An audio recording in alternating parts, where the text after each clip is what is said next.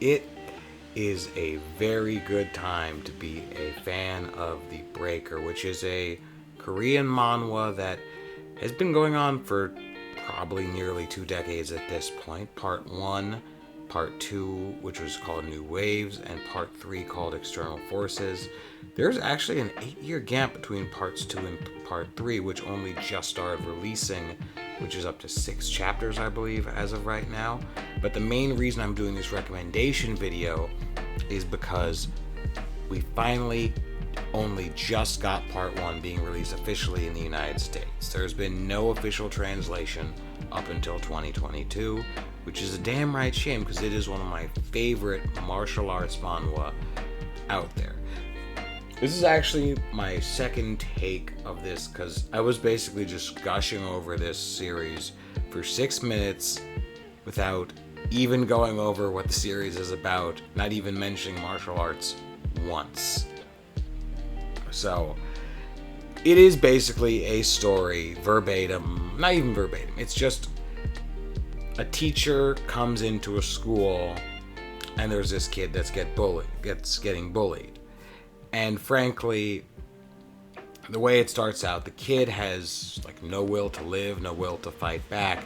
And this teacher, which is a master martial artist and an overall pretty dangerous person in general, but a kinder individual who can at least empathize with the main character Siyun's real trauma and his beliefs on how to use strength, which he doesn't have in the beginning, but he slowly works his way to becoming a figure capable of inheriting his master's will. And parts 2 and 3 continue that story after some traumatic events towards the end of part 1, which I still think should be left to your experiencing, because part 1 is just pure brutality in a way. And the way that the art style changes amongst the 3 parts kind of shows the evolution of the character to an extent. I'm not going to spoil parts 2 and 3, but in terms of the art style, this art style you see here and how it's colored, this is like, it's very rarely colored like this. It is mostly black and white, right to left, like a Japanese manga, and not like most South Korean webtoons you'd see nowadays. But it should be said, due to the gap between parts 2 and 3, part 2 basically came out like right after part 1 finished, so it's the same thing, right to left, drawn like a black and white Korean manga. No, Japanese manga. But it basically is a Korean manga for parts 1 and 2. But part 3, due to the prevalence of the long strip form webtoons, is that format. And honestly, there is no better time to get into The Breaker now, when volumes 1 and 2 of omnibus format are available. You can find them on Amazon. Even though single copy they're $19.99, I got both of them for $39.99, I guess as a bundle. But I'm also Amazon Prime, so I didn't have to pay shipping.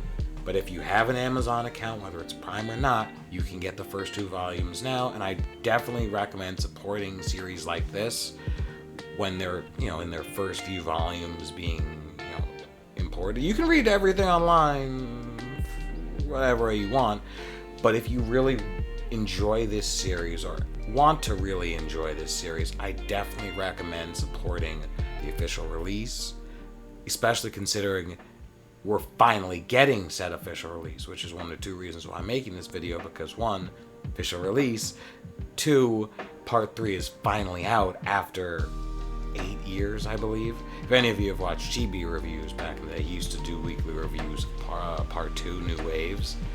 So, God, I feel old. That was like a long time ago. So, but yeah, no, definitely get into this series. It is a blast. You will not regret it.